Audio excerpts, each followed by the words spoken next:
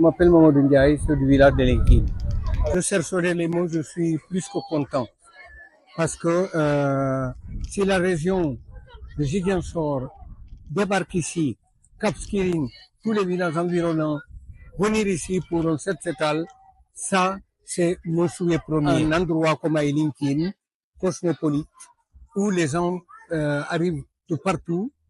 S'ils trouvent un endroit, regardez par ici, là où nous sommes, c'est nettoyé le plus souvent, où les gens viennent rester avant de prendre les bateaux pour les îles. Je me présente Anne-Cécile Manga. Je suis gérante d'une auberge à Cap Skirring, qui s'appelle Bolon Passion. Donc, je viens accompagner ces enfants aujourd'hui, dont ma fille fait partie. Donc, je suis parent d'élèves. Donc, je viens pour accompagner ces enfants qui ont eu cette initiative, cette belle initiative que monsieur le commandant de la base navale de Linkin a bien voulu nous épauler. Donc, je salue vraiment la communauté de Linkin qui est venue se rejoindre à nous.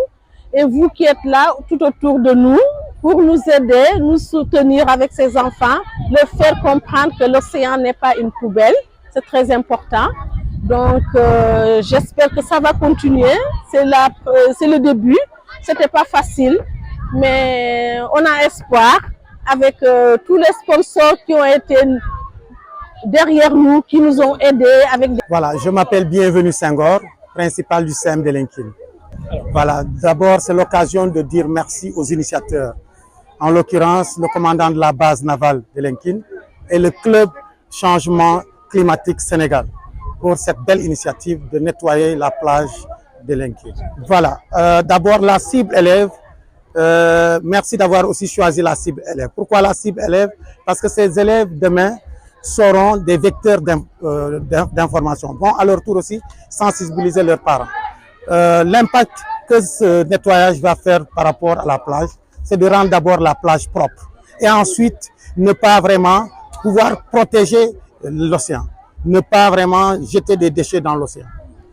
Donc aujourd'hui, la cible élève est bien sensibilisée. À leur tour, ils vont sensibiliser leurs parents qui vont aussi protéger la plage. Nous avons un club environnement mangrove au niveau du CEM et ils sont bien sensibilisés par rapport à la mangrove. Donc, la mangrove empêche l'érosion côtière. Donc, les activités chaque mois, ça serait une bonne chose. Autre chose, autre proposition, si la mairie pouvait demander à ses piroguiers une taxe et engager des gens pour le nettoyage, moi, je pense que ça serait vraiment une bonne solution.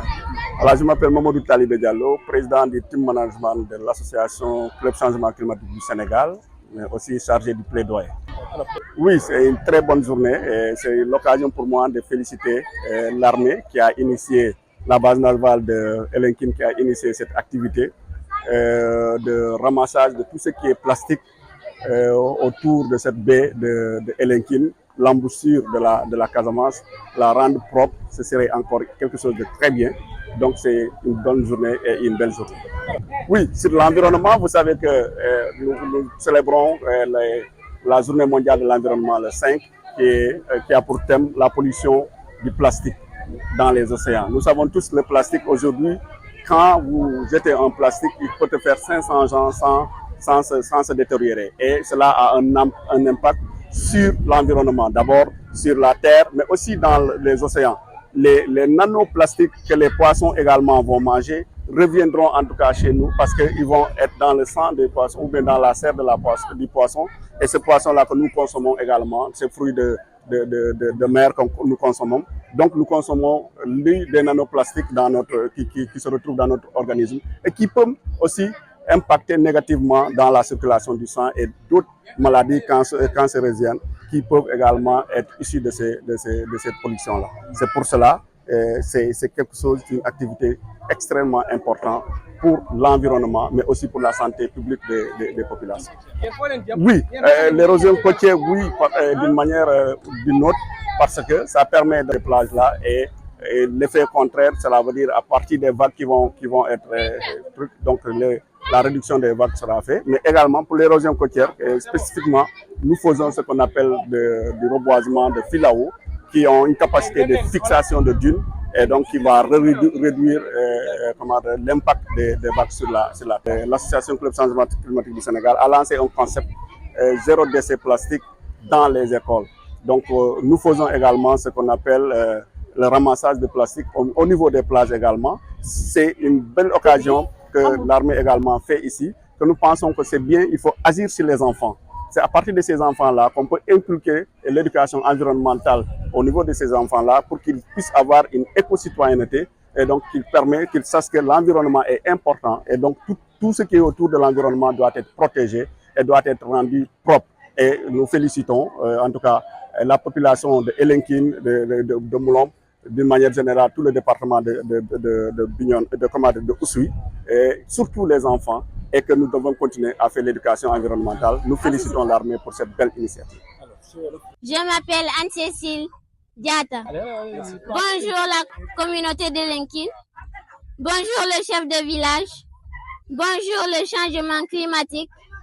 Bonjour mes chers camarades et enseignants de l'école Cap Skirring 2.